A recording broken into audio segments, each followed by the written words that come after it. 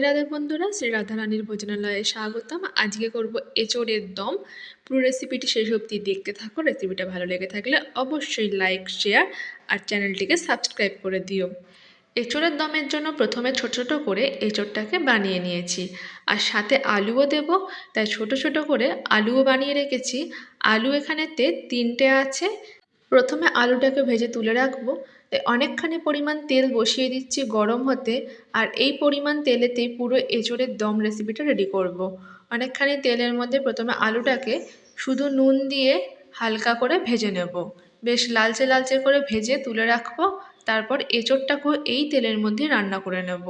তো দেখতে থাকো।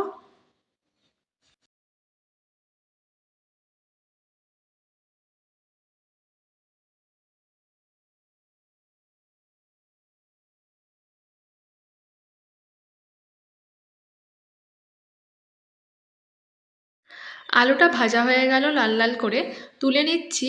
এবার ওই তেলের মধ্যে প্রথমে ফোড়ন দিয়ে দেব তেজপাতা, শুকনো লঙ্কা, একটা এলাচ, একটুখানি দারচিনি আর 2টো লবঙ্গ, যেটা শিলনোড়াতে একটু থেতো করে দিয়ে দিলে তার সেন্টটা খুব সুন্দর বেরিয়ে যায়।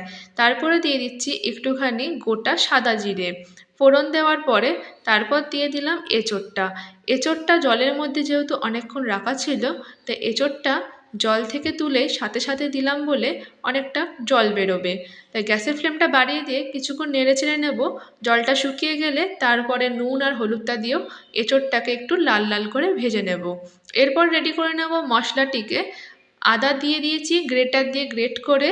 তারপর দিয়ে দেবো 4টে টমেটো আর কাঁচা লঙ্কা। এর সাথে দিয়ে দেবো 1 চামচ ধনে পাউডার, 1 চামচ জিরে পাউডার আর একটুখানি গোলমরিচের গুঁড়ো। সাথে হলুদ দেব। হলুদ দিয়ে মশলা বাটলে মশলার রঙটা অনেকাংশই সুন্দর হয়ে থাকে। এবার এটিকে স্মুথ করে বেটে নিতে হবে। মশলা যত সুন্দর করে বাটা হয় তাতে রান্নাটাও সুন্দর হয়ে থাকে। এঁচোড়ের জলটা শুকিয়ে গেছে আর তেলটাও আলাদা হয়ে এসছে। এর মধ্যে দিয়ে দিলাম নুন আর হলুদ। গ্যাসের ফ্লেমটা অল্প আঁচে রেখে ভালো করে ভেজে নেব। এঁচোড়টা যখন লাল লাল করে ভাজা হয়ে যাবে, তখন এর মধ্যে দিয়ে দেবো বেটে রাখা মশলাটি, আর তার সাথে ভেজে রাখা আলুটিও দিয়ে দেবো।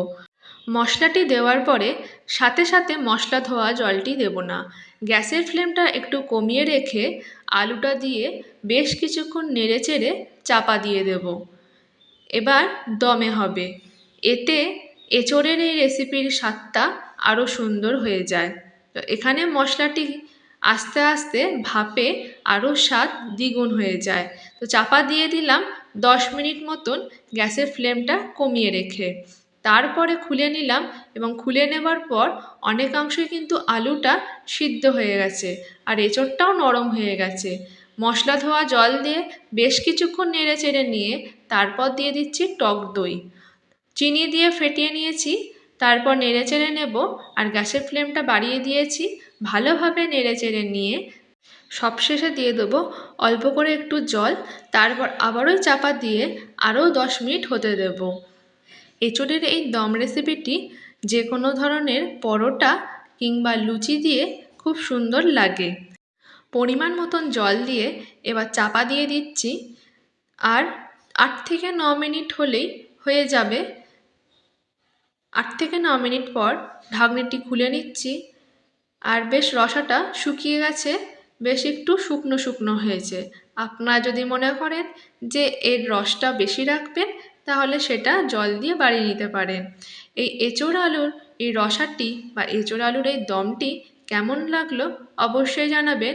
আর সবশেষে অল্প করে ঘি আর একটু গরম মশলা দিয়ে নামিয়ে নেবেন। এই এঁচোড়ের দম রেসিপিটি তোমাদের কেমন লাগলো অবশ্যই জানাবে কমেন্ট বক্সে। ভালো লেগে থাকলে শেয়ার, লাইক আর সাথে থাকতে সাবস্ক্রাইব।